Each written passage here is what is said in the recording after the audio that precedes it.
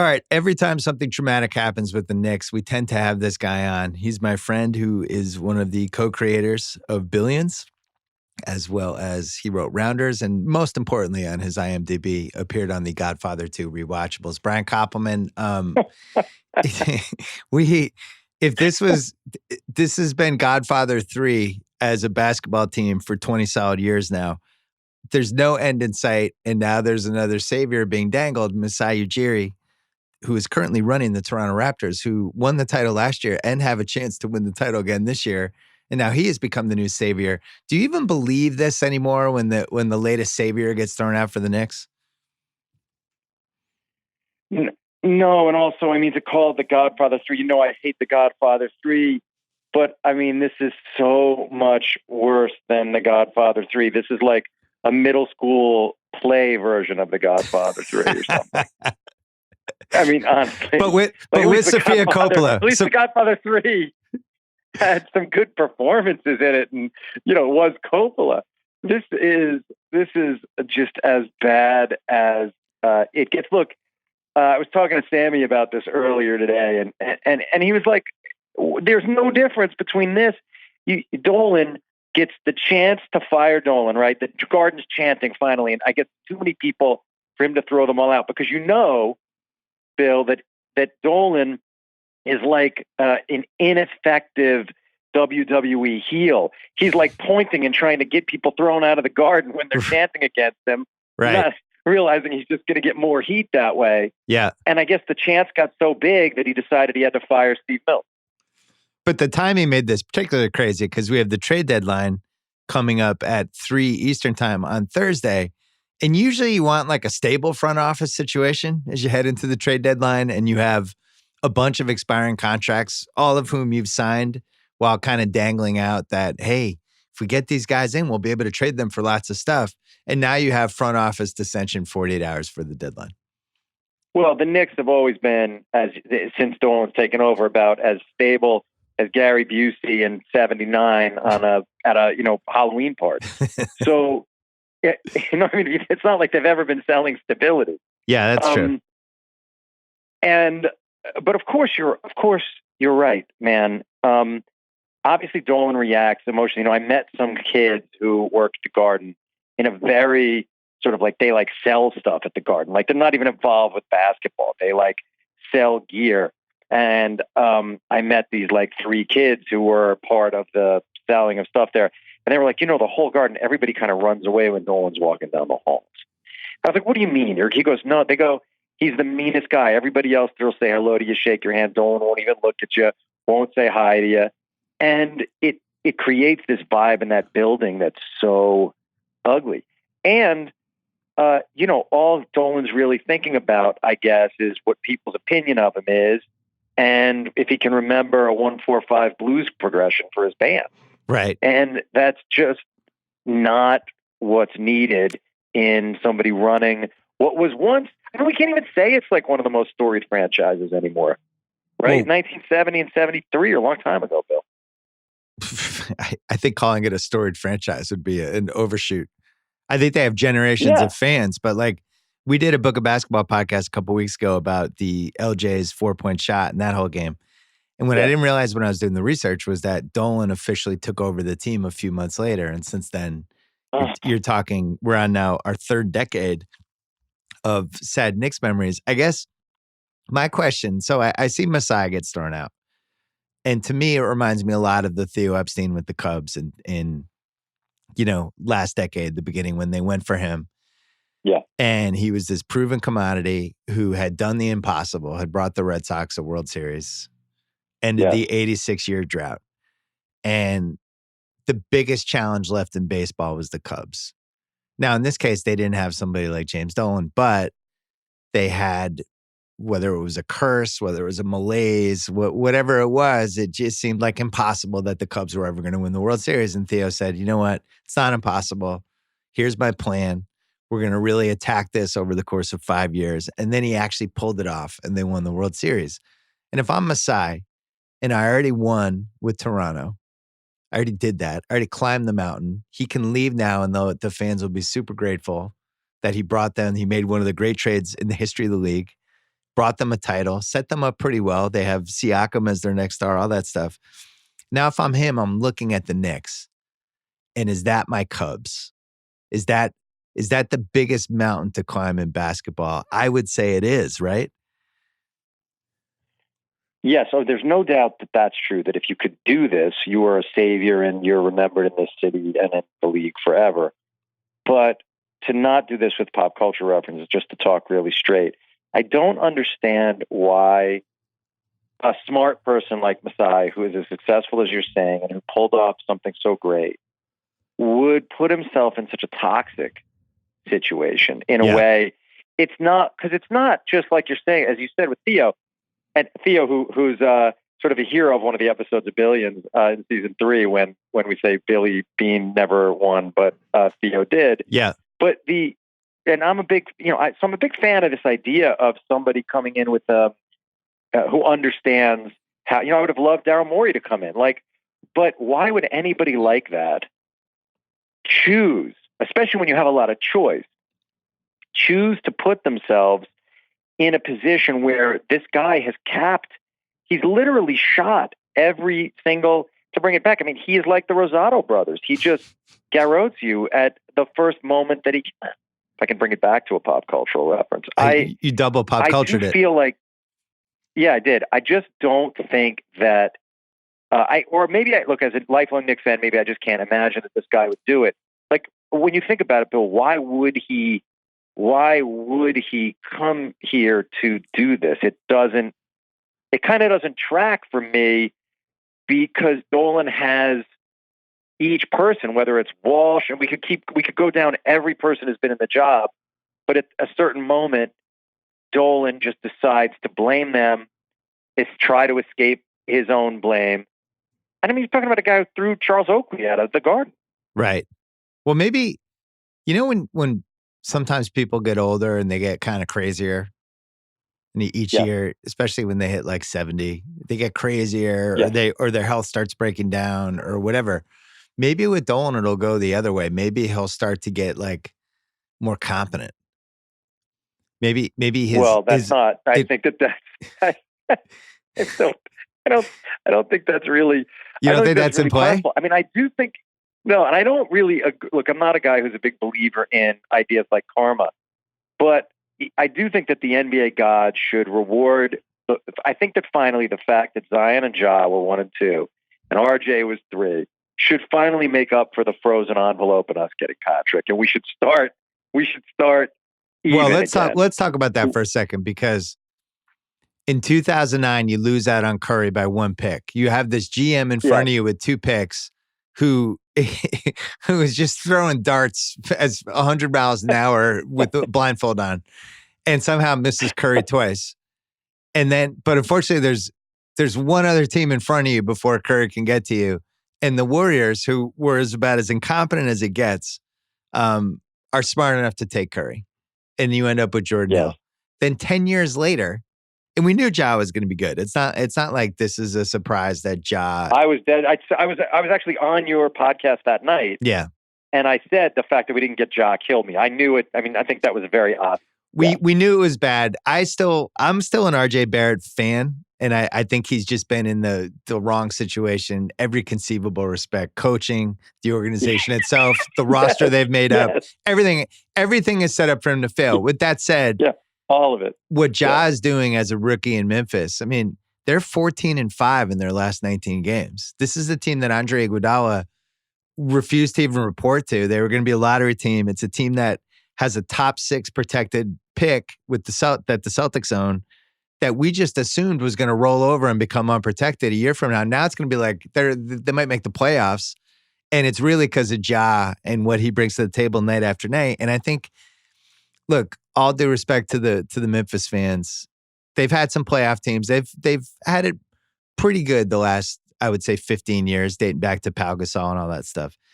If you put Ja on MSG, the sky's the limit. I think he would be the biggest star in New York. And I think if he was doing the stuff he's doing on the Grizzlies for the Knicks, this is like Jeter stuff. Like I'm going right there immediately to Jeter. It's crazy. You're correct. It's crazy that there are two guys in the league now, two new players who are, if they don't get hurt, if lifestyle doesn't, if all the sort of variables don't happen, these are guys who they're going to define the league, those two dudes, for the next 15 years. They'll be in the first wave. And neither of them were in New York, and either of them could have, once it was down to the final three, and it was clear we were one of the final three, we had a 66% chance of getting one of them, and of course we didn't. And you can't blame Dolan for that, especially if, like I said, I don't believe in the woo-woo stuff. On the other hand, it is kind of right that Dolan doesn't get to ruin those guys, because I have no doubt that imagine this. Just play this game with me. We get Zion. Zion tweaks his knee. Yeah. Do you really think that Dolan would have allowed Zion the 5 months to recover? I say no chance. I say he would have forced and pushed and hassled him back onto the court. They wouldn't have known how to let the kid grow. And I think it's possible that there's a scenario where Zion comes back, hurts himself, and is never the guy who's going to be the best player in the league. See, I don't know what to believe with that, because I keep hearing these conflicting reports about Dolan, what he's like to work for. Obviously, not great at building an atmosphere around a franchise, dealing with the press. Your story about like employees kind of being scared if he's around, stuff like that. But I've always heard on the basketball side, he stays out of the way, and that's kind of the problem. The problem on the basketball side is he continually hires the wrong people. Really, the only person he hired that was a defensible hire was Donnie Walsh, who he got at like an advanced stage. But when you look at the stuff that Donnie Walsh did, he really did set them up pretty well heading into the 2010s. And then Dolan, now this is where you say, well, he actually does overrule, because Dolan came plowing in and demanded to do everything possible. He made the Carmelo thing happen. So that's what makes me think. He didn't have to give up all those players. No. He was willing to give up more players than they were even asking for. Right. So that makes me think he is a meddler. Well, I would say this to just add to it. So as you know, like, I study these kind of guys, right? These billionaires, the guys who made the money themselves, the ones who are who've inherited it. And here's the thing about Zion. Let's say you're right about him staying out of the way of basketball operation.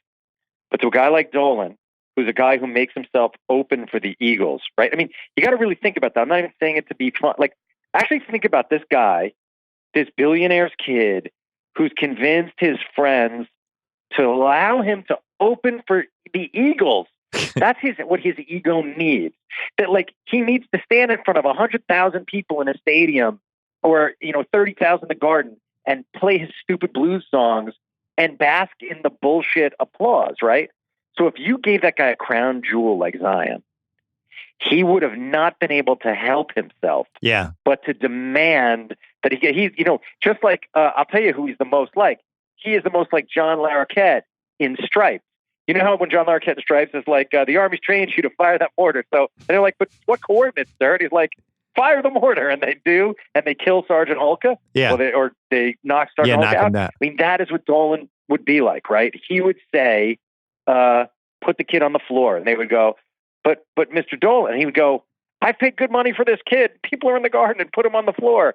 And I just think if you look at the history and legacy of this team under him, it's been one thing like that after another. He's just ruined players. Look at Frank.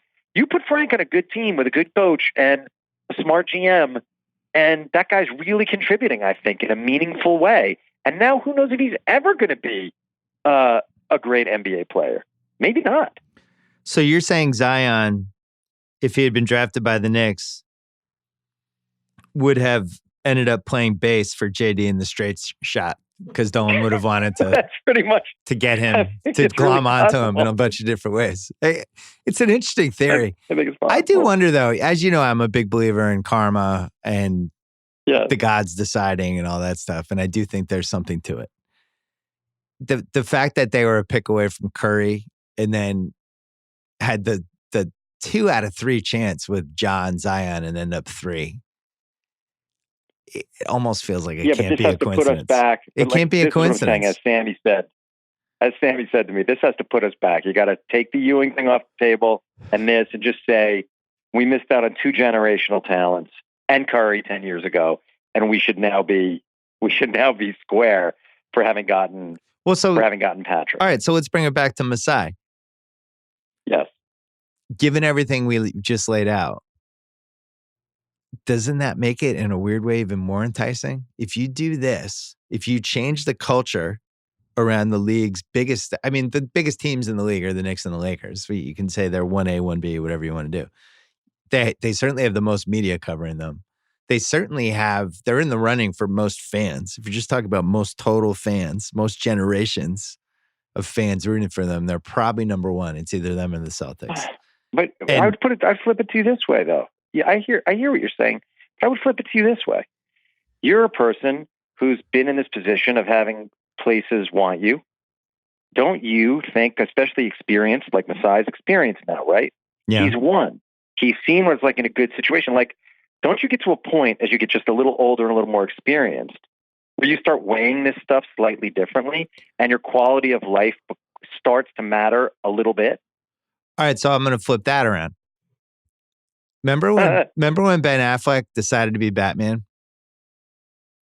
Yes. He was on like an all-time hot streak, right? He had turned it around with Gone Baby Gone and The Town. He did Argo, wins the Oscar. He does Gone Girl, who works with Fincher, and he's really good in that movie. Are we going to mention his appearance on your show in this? No, that's later. The comeback. That's not part of the run. No, this is when I'm still at Grantland. This is like 2014-15 range. And I wrote a mailbag about why he wanted to be Batman. I was just guessing. Yes. I was like, that dude hit rock bottom. He just staged one of the most amazing comebacks in Hollywood history. And now this is like his version of trying to go for 19-0 with the Pats. This is when the Pats were going 19-0. It's like, it's not just enough we're winning the Super Bowl. We're going 19-0. We're going all out. We're going to make this happen. The Batman thing for him was the 19-0. It was like, I know I'm a heavy Super Bowl favorite. I know I just did something incredible. Now I want to go 19-0. I'm going to pull off Batman and I'm going to impress my kids. I'm going to take my kids to this Batman movie and they're just going to be impressed. And that's my 19-0. And I wrote this, and then he admitted that was why he did it. It wasn't just enough to have the comeback. It was like you cement it with the exclamation point. And for Masai, at some point you want to go, if you're a competitor and you have real belief in yourself, you're going to make a run at the 19-0. And I think that's the Knicks' job. You pull the Knicks thing off. You make them a contender again. It's a 4-year plan. You're going to get a ton of leeway. You change the culture and you create a contender. That's the 19-0 if you win it. If you actually win the title, that's the 19-0. I'm not going to argue. Those are the bright lights. And I love Affleck. You know, we made a movie together, but maybe the worst movie in both of our careers. But I still love the guy. And and I would have loved to have seen, you know, him have a long run as Batman. And for that thing to be great. But when you chase these things that are outside of your, not just comfort zone, I just think that there's no, I don't know Masai. Maybe, have you spent time with him? Do you know him? So I've spent time with him a couple times. Including he did a podcast with me, I would say 2.5 years ago, 3 years ago. He's a genuinely impressive guy, and he's a really thoughtful guy. And I can't emphasize this part enough. Incredibly well respected in NBA circles. I would say he is the number one most respected executive. I think he's a really meaningful guy to the league and probably doesn't get enough. The basketball without borders, that whole thing that he's doing with Adam. I would say if Adam was having a protective, you know, when you have the expansion draft and you can protect people. He would be one of Adam Silver's 5 guys that would be like, I'm protecting this guy for the next 20 years. I want nothing bad to happen to him. So if you put that guy in charge of the Knicks, then I think you answered your question. Yeah, but, I think you just answered your question. All right, but if you're Adam, your question. No, but maybe I didn't though, because if you're Adam, the single most important thing you can have right now is a good Knicks team. You got everything else in place. Do you really say to that guy, if you're Adam, do you say to that guy, when that guy calls you and says, man to man, friend to friend, I need to know, can I make this work? Because that's what you ask when you're given a shot at a job like that, right? Yeah. Do you think this can actually work? Can I make it work? And do you really think that any of the people Masai respects, who know, if he calls Phil, if he calls Adam, if that any of those people are going to say to him, yes, do it? Well, so Adam, if he really thinks he might have a chance, I think he would give the answer of, look, do it, amass as much power and check as many boxes as possible, no meddling boxes as possible, and I will help you.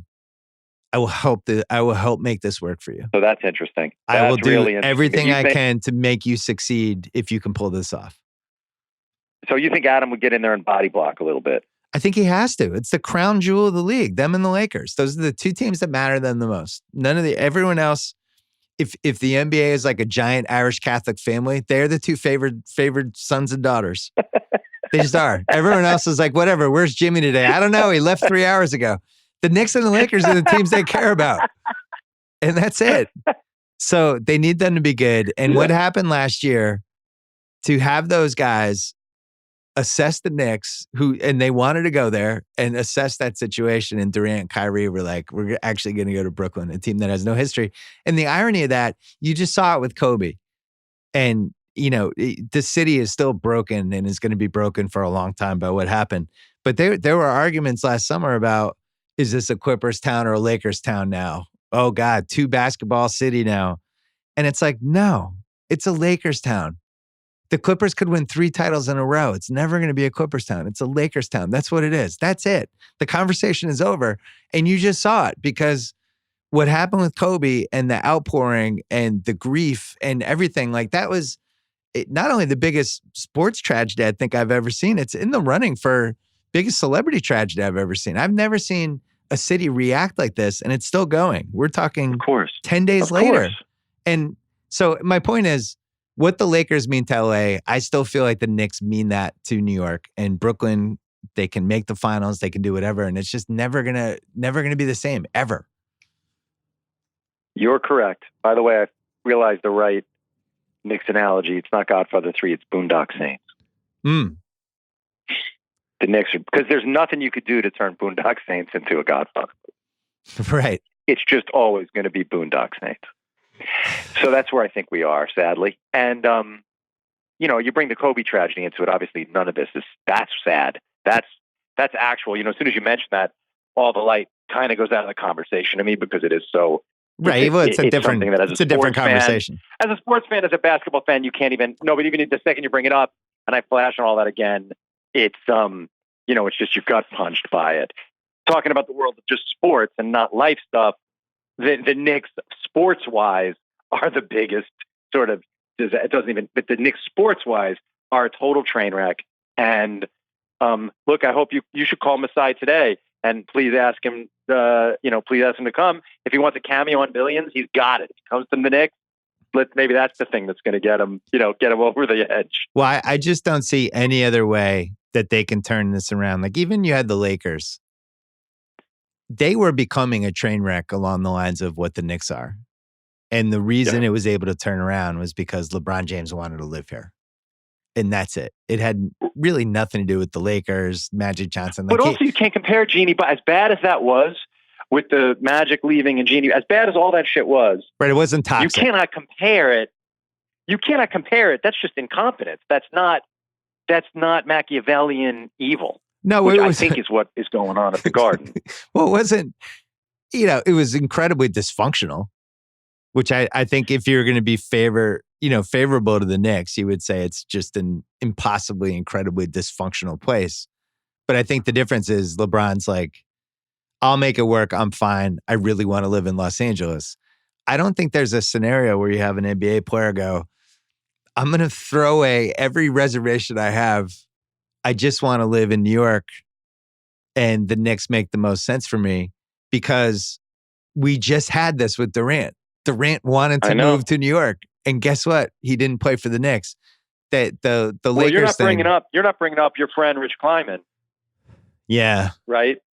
Is he taking the job? So that's the other guy who could really take the job, right? I mean, that's what everyone always thought was going to happen. Yeah, but if you're going to do that a year ago when he could still potentially steer Durant to be a Knick.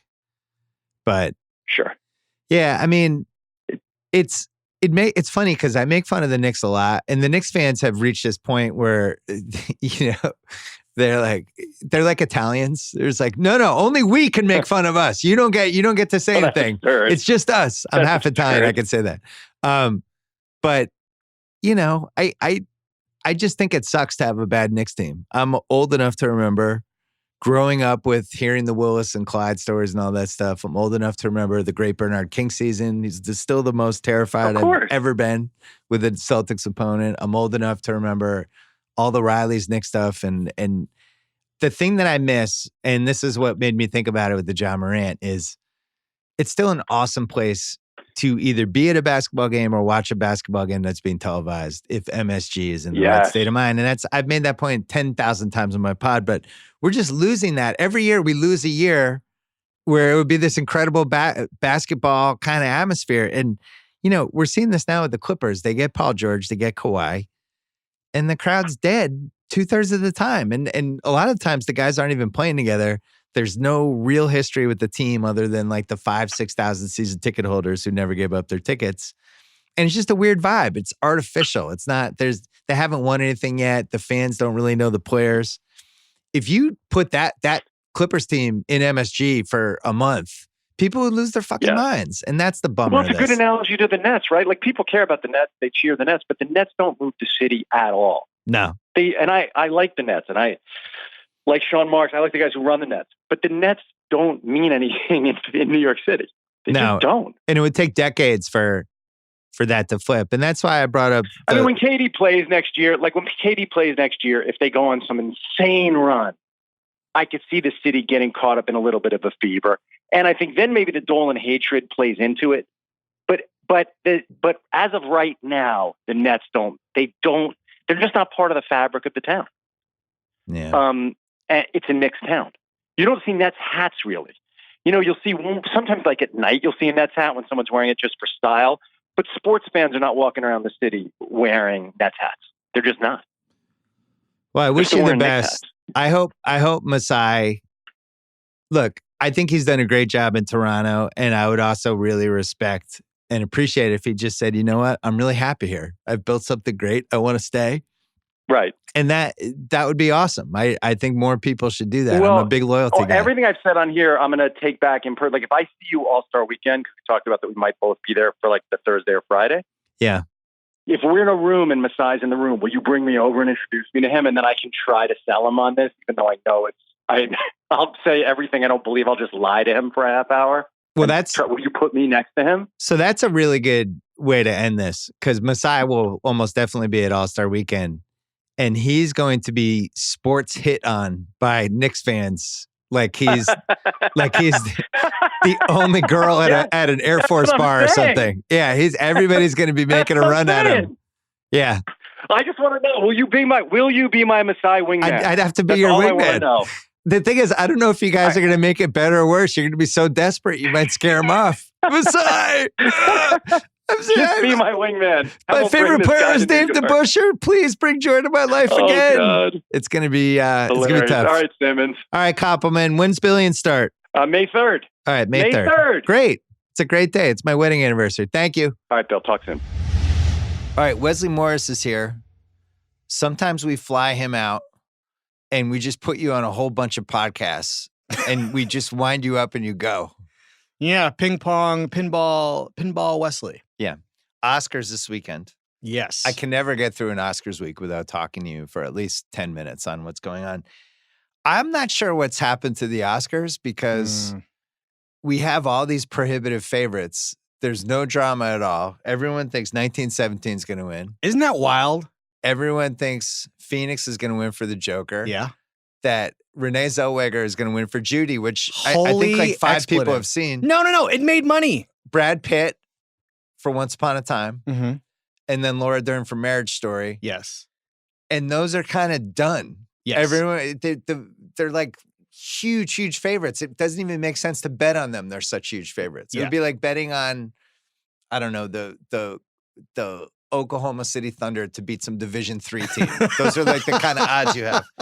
I guess the only one that's kind of, even Best Director, Sam Mendes is a 25-to-1 favorite. That's wild. What is happening? Is it just the internet has made this, that the consensus of thought now nobody goes against the grain and they just kind of follow the pack? What's happening here? I don't know. I really feel like increasingly there are just enough people. I don't know how voters individually are feeling about not pressure to pick a certain person, but doing the work to really choose the thing you love the most. Because every year you read those blind items that Variety or Hollywood Reporter or Daily Beast do. Yeah. And you read these Oscar voters say things, and they all seem to have individual taste, right? To hear these voters justify why they're voting for who they're voting for, you would think anything could win. But that never happens. It rarely happens, right? So I also believe that in this particular year, I think there's a lot of politics going on, like movie industry politics, right? Oh, explain. So I don't think that I think there's a number of things happening. I think people don't like Parasite that much. I think they see it and they think, oh, that was okay. I don't know how they could think that. It's like Robert Covington right now at the NBA trade deadline. It's gotten hyped up too much. Yeah. And now people are going, wait a second, he's not that good. I Right. think Parasite, everybody's like, it's great. It's awesome. You got to see it. And you end up going and you're like, yeah, it's good. But you're not like, oh my God, you're right. I'm blown away. Yeah. I can't speak. But some people are leaving mad. Like, I don't know if they're leaving. They're probably just watching it at home. But like they're watching this movie and they're just kind of like, well, okay. I rich people, poor people. And I think that, I really think that they think it's that simple. Yeah. And I also think It's good. I really liked it. I didn't think it was like the best picture of the year. I do. But You do? Really? I think What's the case? Give me the case in a minute. I think it's just, okay, the very simple thing is it takes a story, it takes an idea that I can't believe that in 120 years of movies, nobody's ever done before. Nobody's ever thought to turn the class divide into a game in this particular way. Yeah. And by the time they get to by the time the father gets the job, so the third introduction of the glomming on to this family, I was just laughing. I was just laughing with happiness at the brilliance of this idea. He's such a great, of these 9 movies, and almost all of them are perfectly made, I would say. Really? That's the one that surprised me the most in terms of how tight and smart and surprising it was. The one thing I don't like about it is the ending. But in talking to people about who also sort of are, the ending is sort of anticlimactic. Yeah. But it also needs to be there. Nobody could come up with a better ending. So this is the ending this movie needs to have, this elegiac, sort of tragic fantasy ending.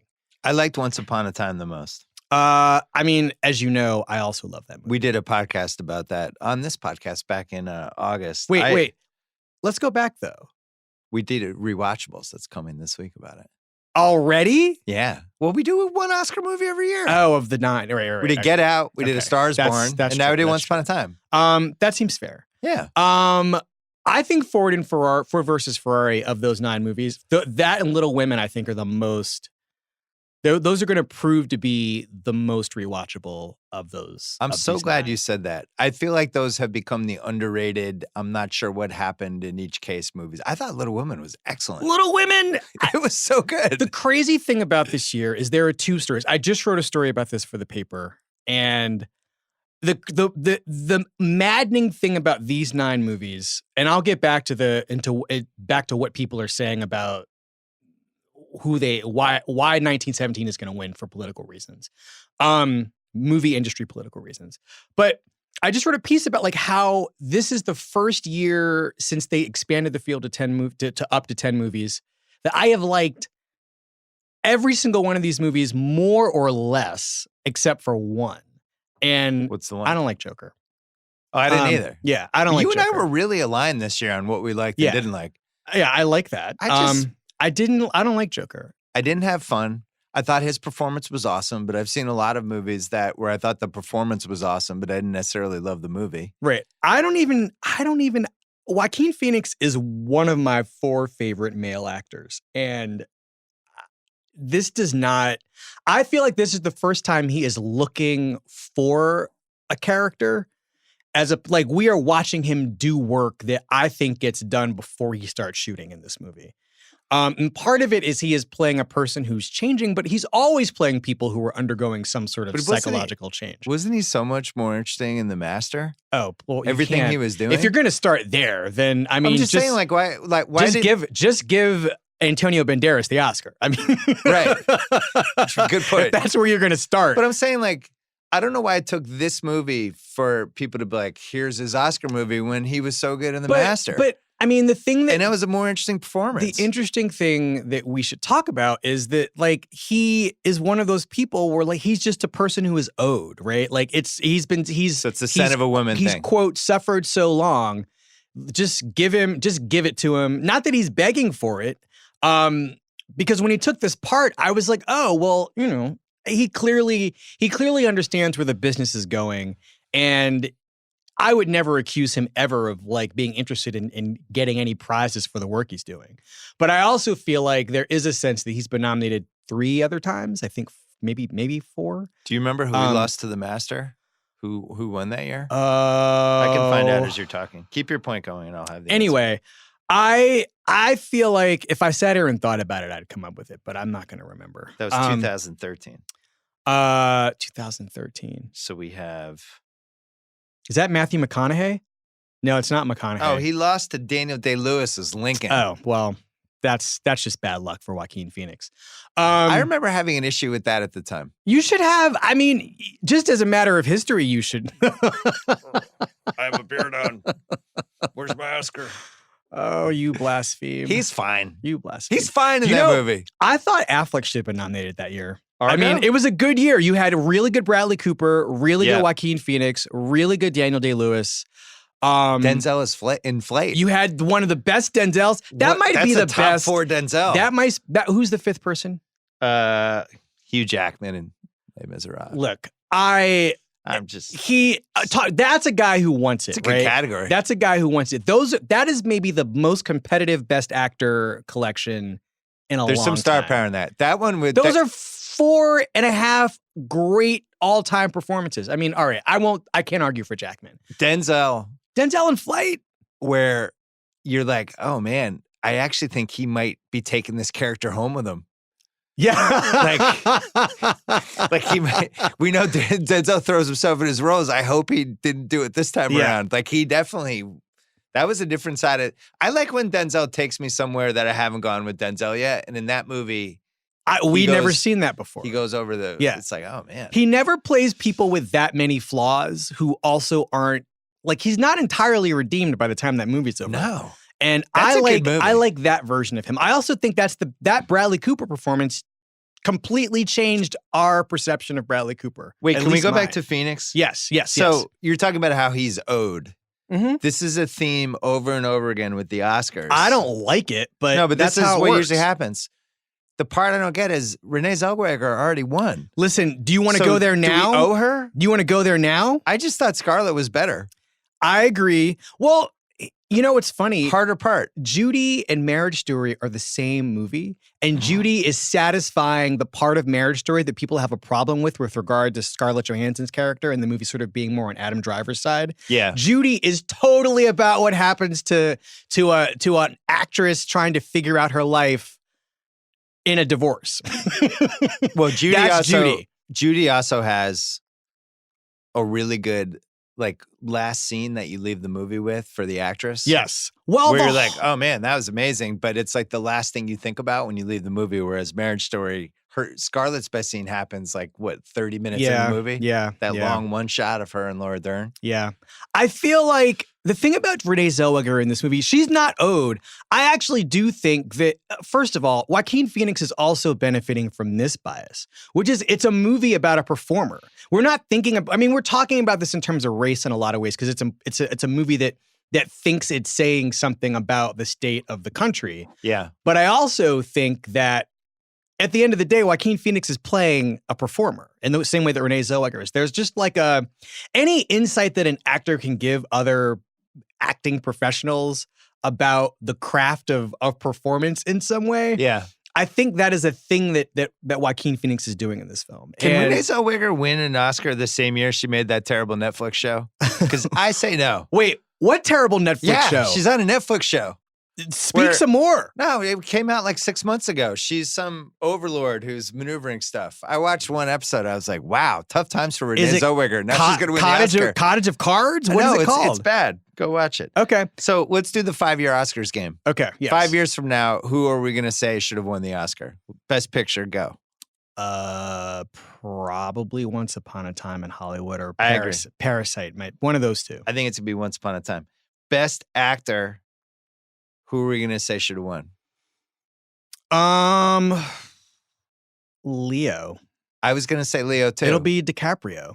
That'll be the 5 years from now performance where they're like, oh, man, maybe we should have appreciated that was Leo's last great performance. Of the 5 people, I think it's probably going to be Leonardo DiCaprio that we'll say that about. Best Actress? I don't... Here's the tough part about these 5 people. I think that Scarlett Johansson will have done better work by then.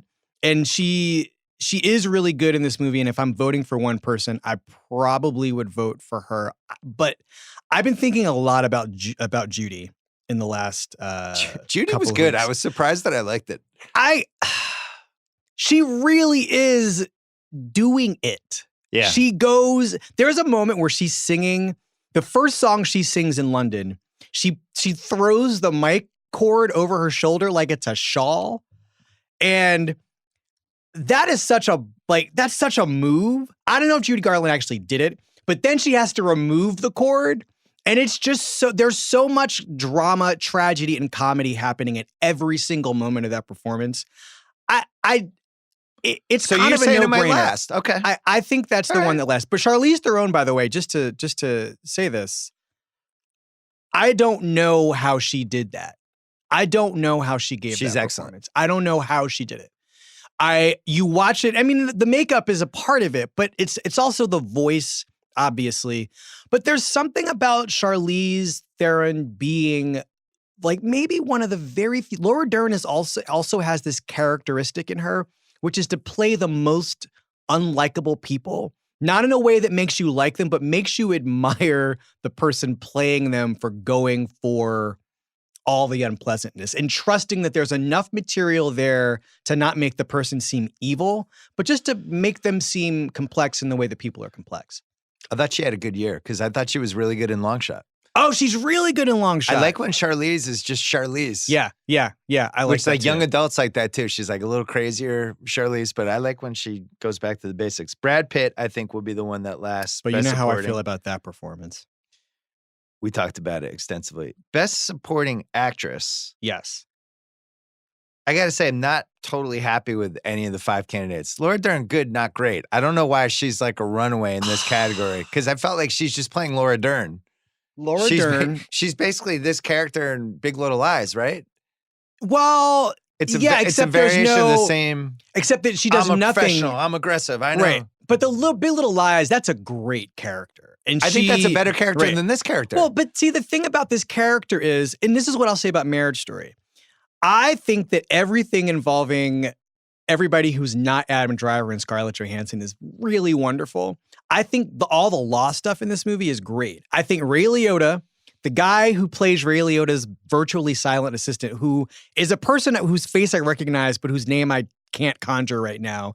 Alan Alda, Julie Haggerty, Merritt Weaver. Amazing. I didn't love Julie Haggerty. I love Julie Haggerty in this. I wanted like Meryl Streep in that spot. Oh God, that would have been too much. And like, there's a thing about Julie Haggerty that if you're an Albert Brooks fan, I know, but I couldn't separate the Albert Brooks part of it. Or maybe that was the intention. Well, that's fair. But I would just say that like the thing about that movie is I feel like Noah Baumbach basically wrote what's great about that performance, right? Yeah. That is just screenwriting. And I'm not going to say any actor can deliver it. I also think Laura Dern is one of those owed people, right? Okay. Laura Dern's been around a long time. She should have had an Oscar for any of her David Lynch work. I feel the least strongly about that category. I don't feel like I won't be telling my grandkids about anybody. Florence Pugh is really good. So is Scarlett Johansson. It's a good category. No, but that's best. The supporting. Scarlett Johansson is really good in Jojo Rabbit. Florence Pugh is really good in Little Women. Who are the other? Can you do your thing about why why 1917 winning is a political thing? Oh, right. Hollywood politics. So I feel like there's a real fight among, I don't know if it's everybody. I would guess it's older people and people who've been in the industry for a long time about what a movie is. Yeah. And it isn't just the quote, one shot, unquote gimmick. It's also Mendes actually saying whenever he wins, or the couple times he's won, that like, I got to make a real movie and you guys should go to a movie theater and see it. There is this laying down smart marketing for him. Yes. I mean, because everything has to be divided now in this binary way. It's either you watched it like via Netflix and Netflix is ruining movies, or you go see this wonderful movie that no streaming company made and is a sort of genre classic. So LaMarcus Aldridge should do this, is what you're saying. He should say, look, nobody comes to basketball games anymore. Yep. Everybody's shooting threes. Come to the arena and watch me take long twos. And he'll win the MVP. I mean, what if he did say that though, right? I also feel bad if Mendes wins a second Oscar and 1917 wins for Best Picture, you know who I'm going to feel bad for? Among all the people to feel bad for. You could feel bad for Greta Gerwig or Bong Joon-ho. I'm gonna pour one out for Christopher Nolan. Because he did this already. I mean, Dunkirk, I've complicated feelings about Dunkirk, which is ultimately a great movie. My complicated feelings about Dunkirk are about, like, I don't know if you feel this way. I just feel like that is the first honest Christopher Nolan movie. Okay. It's the one where he just says, you know what? I really don't have any ideas about like life and society. I just want to make a good gripping movie. All my movies are about filmmaking. I only have movie ideas. And like, I'm really good at figuring out what to do with time, but not if you have to make the time changes mean something larger than them operating within the world of a cinematic experience. I feel like Dunkirk, the genius of Dunkirk is that it's him just being like, you know what? The Dark Knight, I didn't know how to make that movie mean more than it could have meant if I just like read the torture memos. I don't know. But Dunkirk is a thing that happened. I can take a thing that happened and just like, I can jazz it until it's just the most exciting movie experience you have. And he didn't get anything for that. I mean, some of his technicians did, but I don't know. It's just going to be a really interesting year. Sam Mendes, two Oscars. How many does Tarantino have? One. Just like two. Screenwriting, right? I think he's got one for Pulp Fiction and one pictures. Maybe one. Did he win for Django? I think he won for Django. For just screenwriting. Inglourious Bastards. He won for one of those, I believe. But he never won Best Movie. He's never won Best Picture and he's never won Best Director. So why don't people feel like they owe him? Because he talks a lot and he probably in the minds of a lot of people seems like he's won because he has won, and he's somebody who I think whatever the last movie is, it'll be the one that he before gets we go all these things for. I'm going to give you as promised from the last podcast, my 8 worst movies of the year. Bring it.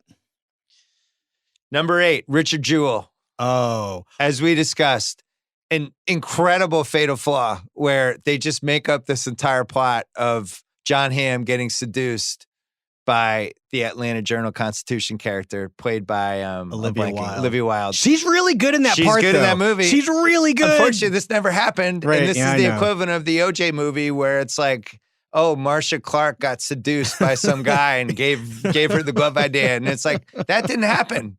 You're making a factual movie and you've just made up the key part of it. Yeah. She's really good at it in the part, though. She's good. She's good. Kathy Bates is good. And Sam Rockwell's really good. All the supporting performances, even the lead guy, I think all the acting in the movie is really good. It's a really good movie. But it's cheap. And it gets completely submarined by the dumbest movie decision of the year, so I'm putting it in the top 8. Number 7, The Haunting of Sharon Tate. Oh. The same director just made another movie, which I also watched, called The Haunting of Nicole Brown Simpson. Oh, no. He takes these real life things and makes horror movies out of them. Ew. I didn't see The Haunting of Sharon Tate. This movie is one of the worst movies I've ever seen. The only reason it's not number 1 on the list is because they knew it was bad. They just wanted to put Sharon Tate in the thing. Are they dramatic reenactments? Yeah, dramatic. It's like basically a much better Lifetime movie with like a horror bent, taking a real life thing. Terrible idea. That guy can go to hell. Oh my. Number 6, Rocket Man. Oh. if my son, who likes all music movies, and every time he goes to a music movie, comes home and plays the songs for 3 days. Yeah. And he was like, what the hell is going on? He was so ready to like this movie and was so disappointed. And it was such a misfire. And it speaks to what's happened with movies and with documentaries a little bit too, which I call these documentaries that are infomercials, documercials. Oh, sure. Like the Taylor Swift one on Netflix, which I actually enjoyed watching, but it's a good. It's a documercial. Yes. It's not a documentary. No, fair. We're not documenting anything. We're documercialing. You are documercialing the day that she thought she was going to get a bunch of Grammy nominations and got none. That was the only honest moment in the movie. Right. For 10 seconds, she's like, and she's melting down and she's like, I just got to make a better album. And I'm like, oh, no wonder you're so successful. You just digested failure in 10 seconds. This Rocket Man is a movie commercial. It's here's Elton John. He's going to be a producer. Here's this sanitized version of his life. Yeah. Here's somebody doing an impression of him. Those aren't movies. Number 5. This isn't the 5th worst movie of the year. Oh no. But I was so disappointed in it that I'm putting it number 5.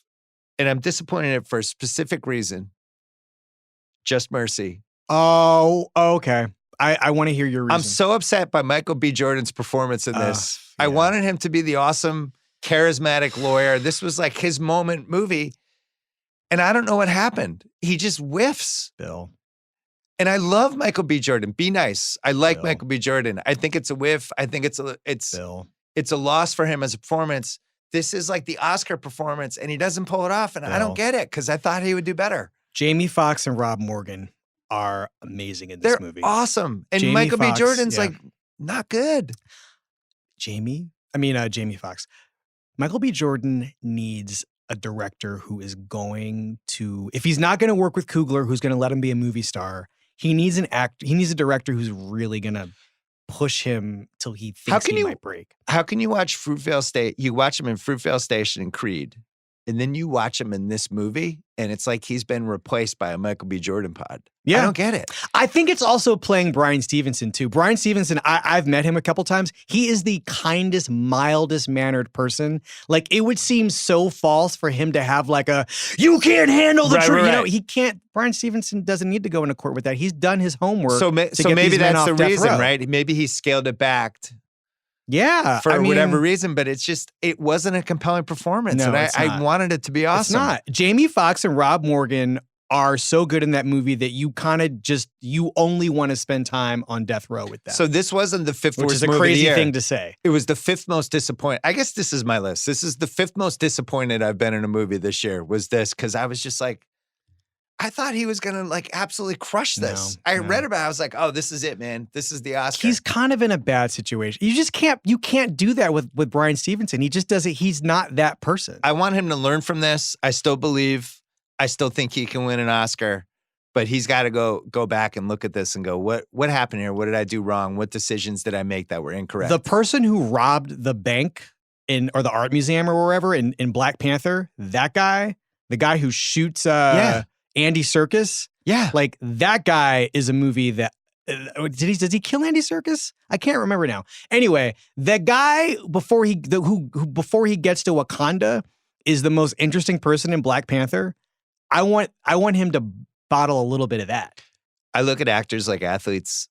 I think they can have a bad season, a bad playoff series. It doesn't mean they're bad. Right. This was his version of just a bad playoff series. Yeah, I want him to learn from it, bounce back.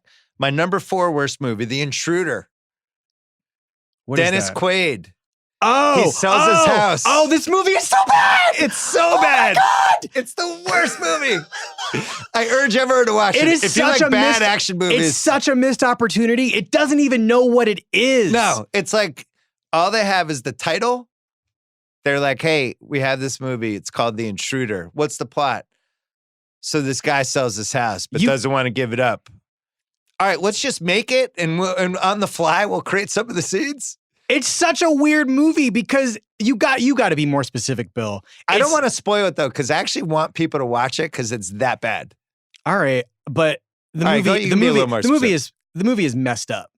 And it doesn't go far. It's my favorite genre. It's the blank from hell. I know. It's a blank from hell that doesn't even go to heck. I forgot to text you. I knew you would have seen this. Ugh. Yeah. It doesn't go to hell, it goes to heck. Right. And it's like, is this guy evil? Am I supposed to feel bad for him? They really just consult us. It's a Jack Lemmon movie from like 1974 that somebody was like, we should just make it a thriller. Just make it scary. I just feel like the race stuff. The movie is so afraid of his being white and the homeowners being black that it doesn't really even successfully engage with that. No, it more has the people be black because they thought it was a way to get more of an audience for the movie. Yes. It's not interested in exploring it. We apparently love the racist part would be like the awesome part of it if they did it correctly, where he's like, I can't believe I sold my house and Yep. Speaking of movies that try to target a specific audience and failed miserably, my third worst movie of the year, a truly atrocious movie. I can't believe it happened. Ma.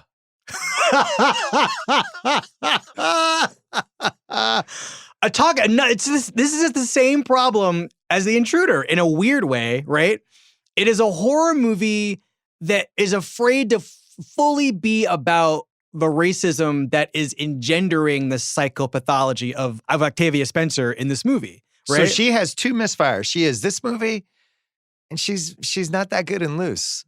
Yeah, that's fair. She's just kind of miscast, and she's an actress I really like, and I love her. appreciate and respect that she's trying to branch out, but she went 0 for 2. Yes. And this Ma is bad. My kids who will watch any horror movie, I just watched Countdown with my son a couple days ago. He'll watch literally anything. And he was like, this sucks. If my son doesn't like your horror movie, you failed. My number 2 worst movie of the year, Late Night. Ooh, spicy choice. I don't like it either, but this movie blew. I didn't like it. Emma Thompson as an 11:30 network late night comedy host. I know. Was literally the dumbest casting decision of the year. What? She's competing against like Jimmy Fallon. This is in America. This is somebody who's going to be a success. She's going to be telling jokes at the top with a monologue. Like, what the fuck are you doing? This is where like trying to go against the grain goes wrong, because this is like, they might have as well have Emma Thompson as the point guard of the Lakers. Honestly, can't believe she's the point guard of the Lakers. Wow. She's really battling sexism. I would watch that though. Well, the interesting thing about the movie though, and I hate to say this, but like all the good writing is with the asshole men. Mindy Kaling wrote this movie. Right. And all the men have really good comedy writing. And there's nothing, I have nothing. I mean, I can't. The romantic relationship's bad. Yeah. So if I'm judging this by not what's the worst movie as much as how disappointed I was in the execution of the movie. It's also a world you kind of know. I feel like. Yeah, it's just, I was so disappointed. Yeah. My number 1 worst movie, Serenity. Bill, McConaughey. This is why we're friends. McConaughey and Anne Hathaway. I knew it was bad. In a hotel room. I'm in New York. I'm with my wife. Can't find anything. Let's get a hotel pay-per-view. Oh, there's McConaughey and Anne Hathaway. Oh my God. I heard this was bad. Well, it can't be that bad. They're both in it. Let's give it a shot. You're burying so many leads right now. Disappointing. It's awful. It's inexplicable. The plot is the dumbest plot in the last maybe 5 years. You couldn't even explain the plot. It's incoherent. I don't understand why they made it. Did you take a picture of your face when they got to the end in the big reveal? Did you take a picture of your face? Which big reveal? The big reveal should have been me realizing I lost $19.99 on my hotel room pay-per-view. What? Whatever it was. Oh my God. No, Matthew McConaughey needs to give you some of that Cadillac money. Or Lincoln or whatever. Here's my idea. I think you have to lose your Oscars if you make a movie that bad. I think there's a quality line, and if that line gets crossed, I can't even. You have to give the Oscar back. Yeah. I want there to be more accountability. Your Oscar should go on probation. You should have to put in layaway for 4 years. You have to it has to go to the pawn shop. So if or you're something. Going to make Serenity, you have to be really sure. You're like, this script's bad, but I'll take the paycheck. It's like, no. Can't do it. So those are my nominees. Oh my God. Wesley, we can hear you more in the big picture, and we can hear you on 2 rewatchables that we have coming up. Thank you. Thanks for coming in. Thanks for having me. Okay, Claire Danes is here. Hi. I feel like you've been in my life for a long time. Really? Dating back, I'm a 90s guy. Oh, yeah. Well, then. Then your show started, but it was pre-internet. Yes. My So-Called Life. That's right. It would have had a totally different outcome, I think, in just about probably, any other era. Yeah. We didn't even make it through a full season. We were canceled at 19 episodes.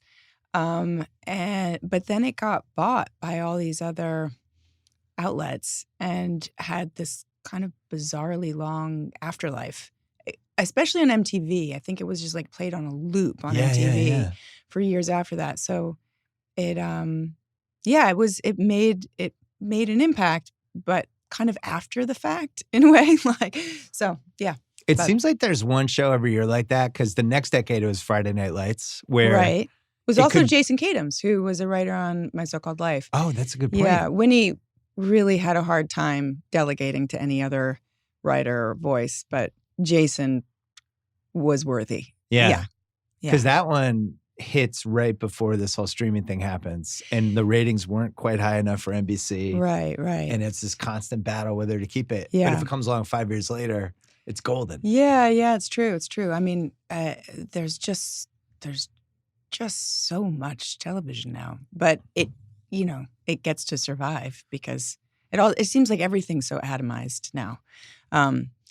So you don't get canceled, but your viewership's probably a lot smaller. Yeah, seriously. Remember? You think about My So-Called Life, probably it would have been like a top 5 show now. Yeah, I think that's right. Networks. That's right. Yeah. It's really, I think the effects of that are actually pretty profound. I don't know if they're entirely good. I mean, there is value in it, I think, for sure. But then there's that echo chamber problem. I think both shows probably have the same thing in common, where it resonated really deeply with a specific demo. Yeah, and I also think it was very fresh. It was pretty novel, and I love that David Bowie quote. It doesn't matter who does it first; it matters who does it second. Like I do think it was it was a little early with its style and its its content. It was unusual to have a girl, insecure, kind of heady, retiring girl at the center of the story, and to just spend all that time in her internal My So-Called Life. Like, that was an amazing TV year. It feels like a amazing lot of TV stuff year? changed. Yeah, Really? because you had, that was when you had Friends in ER. Oh, right. Yeah. That was when you had NYPD really starting to push the envelope of what a crime drama was. That's true. And Ed Zwick and Marshall Herskovitz were the executive producers, and they had done 30-something. Yeah. So it was, related to that stylistically, I think. Which is now coming back, which is how we know we're old. Yeah. They're bringing it back with I think the original people, but it's going to be their children. Uh-huh. Okay. Cool. Yeah. All but right. then all the originals get to still be on it. That's so nice. Yeah. Yeah. Everything circles back. It is funny how some shows live on and some other shows just go away. Like, I think My So-Called Life lived on and was able to keep resonating with these new generations of kids. Yeah. My Soul Cycle instructor of all people approached me after class the other day and said that maybe it wasn't the other day because it was around the end of summer, but her daughter was going off to college and she was taking a few things, and one of them was a My So-Called Life like DVD set. Oh, yeah. I was like, people still watch DVDs? Never mind My So-Called Life. But it's very surprising that it is still relevant. I mean, it's amazing. It's and people really do approach me about that as much as anything, which is wonderful. It's kind of a classic and apparently a little timeless, which is fantastic. I'm still really close with Winnie Holtzman, who wrote it, who also wrote Wicked. So she's rad. I haven't forced my daughter to watch it yet, or not forced. How but old is she? She's 14, and she's the perfect age to watch it. And I was waiting until she could get into that. I was 13 when I did the pilot. I was 14 when I filmed it. So she's age appropriate. Oh, totally. Yeah. Although she does push the envelope with some of the stuff she watches. Especially, like what? What is she into? Everybody seems to be into Friends now again. Friends made a huge comeback. But sorry, I interrupted. No, that's one of them. Yeah. Because I think Friends has not only a timelessness, but it's just kind of a safe show. Yeah. Yeah. All the themes. It's a bomb. Yeah, your 11-year-old could watch it and you don't really have to worry about anything. All this stuff's in it. Yeah. But then some of the other stuff, like Netflix had a show called The Society, which I didn't realize she was watching. Oh. And that has some themes in it. And right. I was like, all right, well, I guess we're pushing the envelope with that one. Yeah. But our philosophy is they're going to find this stuff anyway. And if we're throwing our bodies in front of it, that's just going to make them want to watch it more. I think that's probably true. Yeah. But I think this is the right time. There's really not that many shows with strong high school female character, that are the centerpiece of it. No. It is, it remains unusual. Right, seriously. Yeah. So when you got that, you were living in New York, right? And then you moved out to do that, but you hadn't really done any work at all, right? A little bit. I mean, a very little bit. I got an agent when I was 12 and I worked, pretty consistently. So but like I did a TV movie here, a pilot that didn't get picked up there. I had some experience, but it was modest to say the least. But I had like much more confidence than I had any right to have. Yeah. And they were an amazing group of people. I already named the key players, but they were, just lovely and responsible. And, it was kind of an ideal way to begin. It was a very kind of healthy little culture that I landed in. But yeah, my parents and I just flew out to LA and was that being driven by you or them that you wanted to be an actor? It was really weird. Yeah, I was way in. And I just had always known that I wanted to be an actor inexplicably, from the age of 5. It was just very evident that was my calling. And then I was told around maybe age 8 or 9, that most actors didn't actually make that much money, which seemed concerning. Yeah. And so I then revised my plan, and I was going to be a therapist and do acting workshops on the side.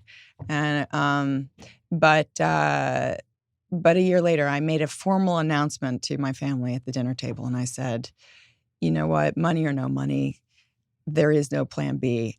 I am an actor." And they were like, "Okay, that's great. And we're doing this. We're doing this." So, again, I felt like they were humoring me, but so I started taking. You knew I just deep knew. In your soul. I really, really did. And then I started taking classes at Lee Strasberg when I was 10, and then I went to. Hyman Roth. Yeah. And then I went to a performing one of arts. The 2 biggest acting schools. Yeah. It helps living in New York City. These resources are readily available. And then I went to a performing arts junior high school, and there I met kids who were doing it professionally. And so I learned what a headshot was and how you go about getting one and finding an agent. And I had done a couple of student films because my best friend, I danced and my best friend danced. And I'd done a few productions like in way, way off-Broadway theaters, these avant-garde productions when I was a very tiny person. And my friend had done a student film, and that same director was doing another student film. So her mother recommended me. And so I had this little bit of like footage that I could show agents and stuff. And yeah, so I, would rollerblade to my auditions. Dorky as all get up, and very sweaty. Yeah. Take off my like wrist guards. Yeah, and but the stakes were low. Like, I think that helped. I had a day job of like going to junior high school, so right. And I just really loved it. Yeah, and then I kept getting work and. And then I would get these screen tests every so often. My dad would fly out with me, and we were all just so bewildered. And when my so-called life happened when we moved out. It was literally the day after those 94 Northridge earthquakes. You know, that massive earthquake. Yeah, I mean, a lot of stuff was going because OJ was that year That's too, right. Yeah. That's right. And Rodney King and not, you know, like it was a lot. So, but the earth was literally undulating. You know, when we went, we had these aftershocks. It was a very striking metaphor. You know, we were feeling like pretty, like we were on shaky ground, literally and figuratively. But, you know, it all worked out. My parents are still here. I dragged them out here. And my mom, they had been artists. And then my dad was a contractor for 20 years. My mom ran a toddler school in our loft in Crosby Street for the majority of my childhood. But then my mom went back to grad school here at a place called Otis in her 50s. And they live in Santa Monica. And my dad built studios from in the backyard. And, you know, 25 years later, they're making their art and showing it to kids. It's cute. It all worked out, but I moved back as soon as I could. So I'm producing this documentary for HBO that's finished now that Alex Winter did. Oh. And it's called Showbiz Kids. Oh, and it's really? About, okay. It's about when kids become famous, but not like that's funny. The stereotypical way of the way you would think, where it's not like, oh, the Coreys and all that. It's more about this little arc that kids have. And one of the big themes is about failure with child actors and, you know, either losing a role or you have a show that gets canceled and you're a 14-year-old dealing like, oh shit, I can't believe my show's gone.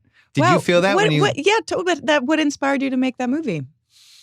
Alex was a former child actor and it was a topic that he was really obsessed with. And for all the reasons that people wouldn't think it's a good idea. Yeah. You know, they would just think it's going to be like the sexy, sensational version, but it's actually like you've thousands of kids every year trying to break into the business. So much what that means. My heart is kind of breaking just thinking about it. But yeah, that sounds really fascinating. So when My So-Called Life got canceled, how did you deal with that? Well, we had shot the pilot and it did not get picked up. And I went to high school. And then kind of halfway through my first semester, it suddenly did get picked up. So my heart I had been devastated already. Yeah. And it was a good primer. Yeah. But yeah, it was confusing. The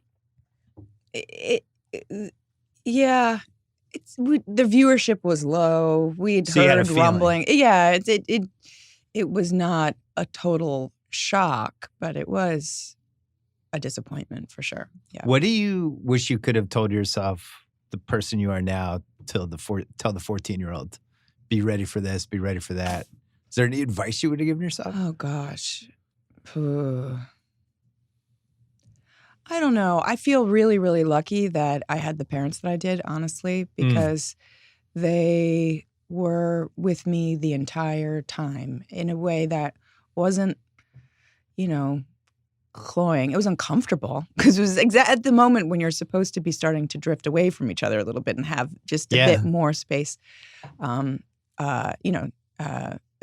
between you, and the reverse was happening where I was like bunking with my mom, which definitely created tension.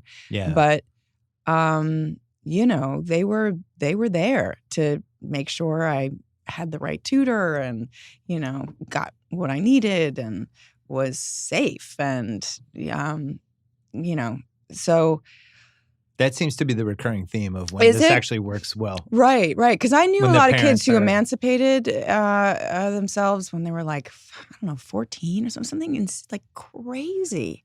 And they're living on their own in some Oakwood apartment, you know, like a few, I mean, they've done okay. I mean, they landed, you know, they're amazingly, but I think it was a much harder course. So again, I think that was that accounted for a lot of my. They were really responsible for my sanity, you know. And it was always clear that I was going to go to college, and that was because you made a bunch of movies, and then you basically cold turkey went to Yale for a few years. I did. I deferred for a year and made a movie and breathed for a second, but it didn't. it was something I knew that needed to happen, really for social reasons as much as academic reasons. I was starting to become a little strange. I really was. Well, I mean, I was always a little precocious. I think growing up in New York too, and I had liberal parents who were exposed me to a lot really early, and so but that just became really compounded when I was surrounded by adults and bearing a huge amount of responsibility and just didn't really go to school with kids and bypassed all of that, which I was very happy to do because junior high was a friggin' nightmare. And I think people overuse this word, but I think I was pretty traumatized by it. Yeah. So that was also like such a blessing that my so-called life appeared because I got to kind of release a lot of that and comment on it. And, and I had these perfect words that Winnie had given me, and I was in the kind of, these styrofoam high school walls rather than actual ones. And so it was many steps removed, and I got to simulate it, but I didn't have to do it, which I was really relieved. Could you assess what was going on in the outside world at that age? Because Jared Leto became America's heartthrob for 6 months, and that's happening, but you're in these little walls. Yeah.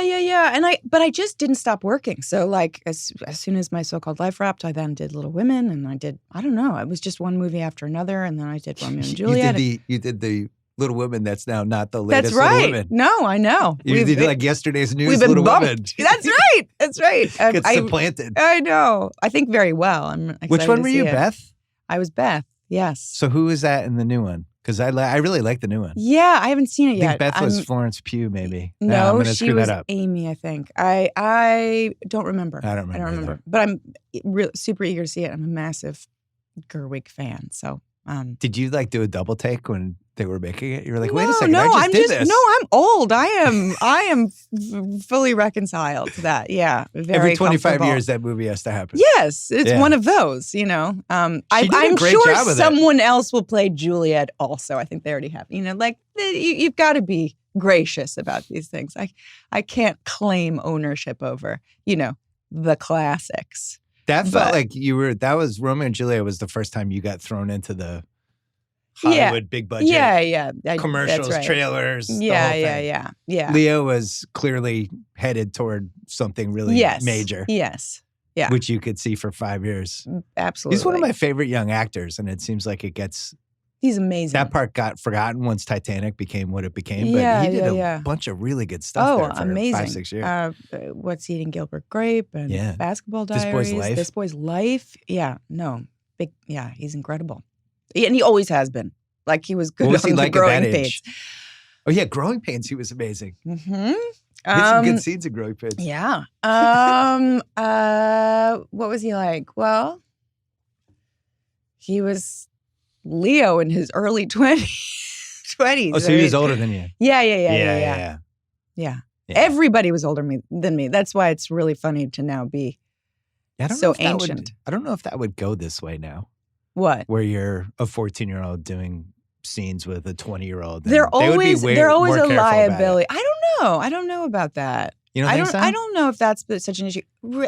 When you're really little, you have to get tutored, which is a lot of time. Yeah. And so therefore it's very expensive. So it's unusual that young people are cast kind of for that reason. So. Broke Down Palace? Did you Yeah, have to go that to was Thailand my the whole gap time? year. I was in the Philippines. We shot that in the Philippines. That seemed like a rough movie. I thought that movie was really good. Thank you. But that seemed like one of those movies. It was hard. That was the first movie that I made without my mom and without my tutor. Yeah. And, so, and it was in a, it was a rough one. It was dark. That movie made me never want to go to the Far East, which is totally irrational. You're welcome. Yeah, no, it was. This could happen to me. Yeah, that was. I don't want to go to jail. Yeah. That was a tough one. But Thank you. Yeah. I liked the idea that it was a story about female friendship. Kyle, you know that movie? What? Broke Down Palace? No. It's a good one. Really? I'm going to Google it. It's a good ending. I don't want to spoil the ending for the people out there. Yeah. What'd you think of Yale? Would you do that one over again? I loved it. I only went for 2 years. I didn't graduate, but Good I still pizza. have really good pizza. Yeah, New Haven Pepe's. pizza scene. And Louis' really good food in New Haven. Yeah. And my dad actually grew up in New Haven because my grandfather was dean of art and architecture at Yale. So we had a lot of friends and family there. So that was nice. And it's an amazing school. Newsflash. Yeah, newsflash. Great school. Yeah. But Smart kids. it did suit me. Like it's Well, it's very artsy there. It's very artsy. It is. I would say that's the most artsy Ivy League. Yeah. Well, Brown maybe. Brown likes to promote itself as artsy. Okay. I feel like Yale is actually artsy. Yeah. It is. Now the brown people are getting So that was it was a good fit, and I, all those wonderful cliches. I met my best friends, and my mind was blown, and So you never finished? No. How many classes do you have left?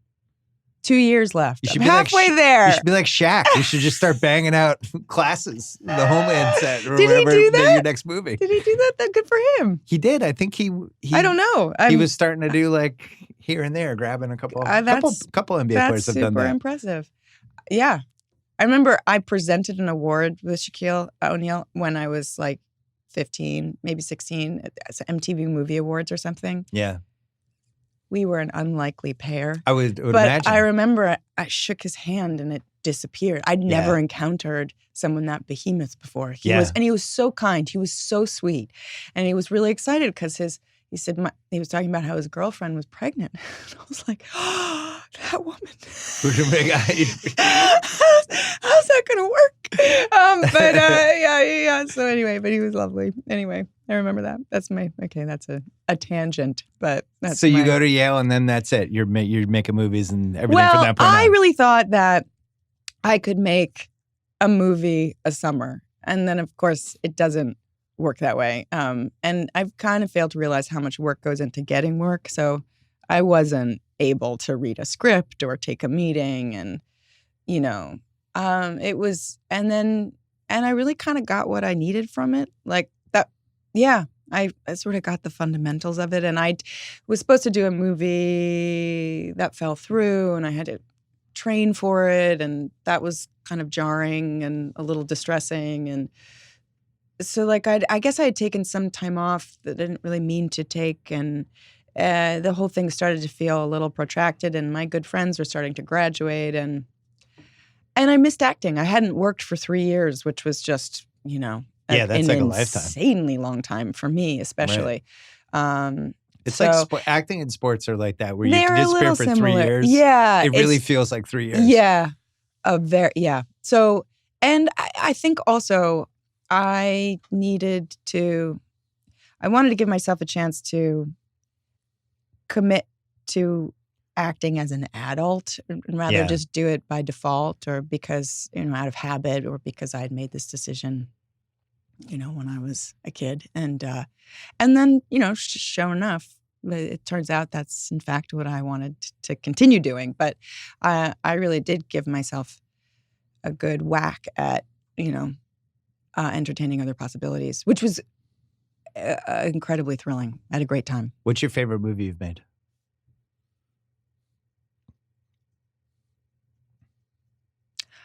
It's a tough question. I think Romeo and Juliet, just because it was so surprising, and it was ambitious and it achieved everything it wanted to, I think. And I liked the idea. And a really creative director. Mind-blowingly so. And that was really exciting. You also had some pressure on that one because sure. People were like, they're doing Romeo and Juliet. Yeah. And they have these two hot young actors. Show? Yeah, this better be that good. Was canceled. Yeah. So yeah. No, you were the up and coming actress there for a little bit. Yeah, but I've made others. I don't know. I forgot about making movies. I've been making TV shows for I know. TV show for so long. It's 8 years. Yeah. You started making it, and that was the first year we had Grantland, which was the website before The Ringer. Oh. And we just threw ourselves into Homeland because we loved it. Oh, And we okay. were covering it every week. And, All right. It was such an original show, and the characters were so vivid. And it's interesting now you think like earlier in the decade compared to now, and your character in Homeland who's, has some real issues. And in the early part of the decade, you just, oh man, she's batshit crazy, make all these jokes. But now I think there's much more sensitivity about some of those issues and how they're portrayed both on a show, but then also how people talk about them. But that was not the case in the early 2010s. I guess that's true. Yeah. Because my whole thing was like, Brody, run. Run from that. You weren't She's wrong. nuts. I You wasn't totally weren't wrong. But then No. it turned out Brody was even more nuts. Yeah. But that was a great season. And it was interesting. The show, after that season, had to reconcile, all right, what do we do with this? Because this worked, but Brody was probably only meant to last one season. But now you got to actually keep going for a second season. Second and then ultimately third, I actually think in retrospect, it would have been better off if he blew up at the end of season 1 and you just moved on. I don't know. They wouldn't have had Franny. True. They wouldn't have Franny. But maybe you could have snuck that one in anyway. I don't know. They spent a weekend in a cabin. I kind of like that there was such a long Brody shadow that was cast throughout the rest of the season. He never really went away. I mean, because they had this child. And then in this final season, the conceit is that, she's been in the custody of the Russians for 7 months and she was denied her meds. So she totally unraveled. And, there's a big question of whether she was turned or not. So she, in fact, becomes Brody in a sense. That's the premise idea. for this That's one? the premise. That's one of them. But yeah. So she in some ways she becomes totally fused with him, which is kind of nice. The good news is there wasn't any traumatic stuff that happened to her over the course of this series. She's totally fine. Yeah. She's doing okay. Just an average lady living in America, in D.C. She's working for the government, doing some stuff. Yeah. No. She has way too many lives. She's a magical creature. Yeah. She's endured. After you've played somebody for that long, is it tough to imagine that person just kind of dying for you? Yeah. She's just gone? This is a very awkward beat right now because, I'm still doing ADR for the show. I'm promoting it now, obviously. It comes out very soon. And so I'm still tethered to it. I'm still kind of in it. I don't think it's really going to occur to me that it's over until we're in April and I would be going back to film the next season. I mean, right now, the pattern hasn't really been interrupted. Yeah. I'm doing what I've always done, which is recover, have a holiday, Christmas, and then promote it. And, and so, yeah, I'm not quite there yet. And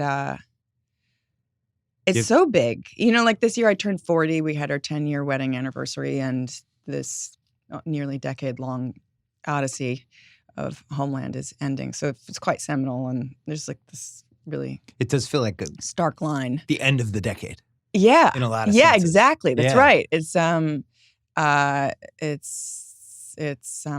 pretty stark.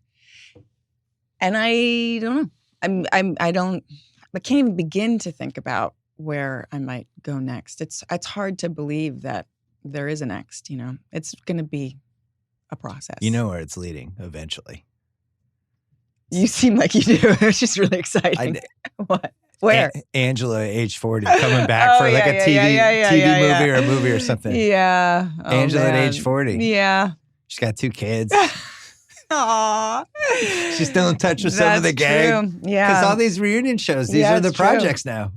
Yeah. It's like, oh, this was successful 20, 25 years ago. We got to bring it back. People love this. Oh, gosh. I can't just spend the rest of my life No, you can't. redoing what I did in the first I bet it gets pitched to you, though. When the 30-something thing made me think anything was possible. Yeah. Because I was like, my mom's excited, but my mom's 72. But my mom is like really fired up. The show's coming back. So I was like, once that happened, I was like, oh my God. Yeah. Well, we'll see. I don't know. Do you feel like Showtime is properly indebted to you? That was the first big show they've ever had. Right? Yeah. Yeah. It was like their first time. It's true. They really looked HBO in the eye and they were like, we have a show that you're super jealous of. That's a happy characterization. It's true. Yeah, I think it is true to a certain extent. It definitely leveled the playing field. Yeah. I don't know. I really feel very lucky that it was as good as it was for as long as it was. I mean, I'm so relieved that it was ambitious to attempt to maintain the quality of the show. Plus, with all the real life characters shifting, toward who should be on the show. And it reimagined itself every season, which I think is a reason why it was. Because then the Russians have to come in as the show keeps going, right? But in the first part of the decade, they weren't so. Why would you have relevant. the Russians? It's all ISIS and all that kind of stuff. Anyway. Yeah. So it was. It was like origami or something. It just kept getting refolded, you know. Have you had those like farewell dinners, all that stuff? We had one the other night. Fox and Showtime threw a really, really lovely party for us. It was fairly intimate and speeches were made and tears were shed and, you know, it was nice. But yeah, we filmed in Morocco for 7 months. So we had a rap party there. We filmed here in LA. You filmed in Morocco for 7 months? Yeah. What do you do with kids? Cyrus went to school there and Rowan learned to crawl there. Yeah. He went to an American school. We lived in Casablanca and George Washington Academy. He went and, you know, it all kind of worked out. Man. But we've lived in South Africa for half a year. We lived in Berlin for half a year. But your husband's also acting in yeah, all kinds of Hugh took a role on this season. So that worked out. But is he a good guy or a bad guy? He's a bad guy. Is he a bad guy? He would tell you he's a good guy, but I would say he's a bad guy. We don't actually have any scenes together, but really? Yeah. No. You didn't sneak one in like just in an elevator together? No, I would. In a line at Starbucks? That would have been tough. I don't know if I would have. It would have been hard to maintain focus. But no, it was really cool. It was really cool to share the show from the inside out with him like that. Well, congratulations. I mean, thank you. That show, 2011? That sounds right. Yeah. Because that was when Grantland started. Yeah. Yeah. Okay. So you went the whole decade. Pretty hard to do on television. Yeah. Yeah. And I feel a little Rip Van Winkled by the whole thing. Like, I've been, you know, within that ecosystem, you know, and so much has changed. I've changed a lot, you know, but the world and the medium, the industry has changed a lot. Right. So I don't quite know how it like all functions now. I was kind of hoping it would end. You know how some shows stay like one season too long and they do just some completely crazy idea that doesn't work. Yeah. I was hoping with President, what's the character's name? Who? On Homeland, I'm Carrie. President Carrie. Oh, President Carrie. I think, and then like her meds get hid for the cliffhanger episode, and then we just never know what happens. Or she's working for the Russians. Yeah, or the whole time she's undercover or something. Mm-hmm. But yeah, they did a nice job of never having that once. Because I remember 24 had a season like that where it's like, oh, man, all right. It's same guys who did 24. Yeah, because sometimes, especially when you're on that tightrope of it's got to be thrilling and we have to have surprises and turns. I mean, I think we really did see it as a novel. And Do you think they knew what the ending was like years ago, or was it one of those year-by-year things? No. Because we were always mirroring what was happening in, you know, the actual world, which we couldn't anticipate. And it was hard, really hard in that. I guess it was the 6th season. Yeah. When we were waiting to see who would be elected. And so we had this president character that had to be kind of broad and flexible enough to accommodate all the, you know, the different possibilities. But you didn't accommodate for the possibility we ended up with? No, we did a little bit. I mean, she was... she was kind of had a rogue spirit and was, which was a little bit similar. Like she was, she was on the political fringe a little bit, you know. Does she tweet 20 times a day or no? No, but that was stressful. You know, they were, and then once the outcome was determined, they could, they had something concrete to work with. But, so anyway. Well, congratulations. Thanks. Congrats on everything. Thank you very much. It was great to talk to you. Yeah, finally. so nice to talk to you. Yeah. Thank you for having me. Thank you for the coffee, which I really needed. You're welcome. Yeah.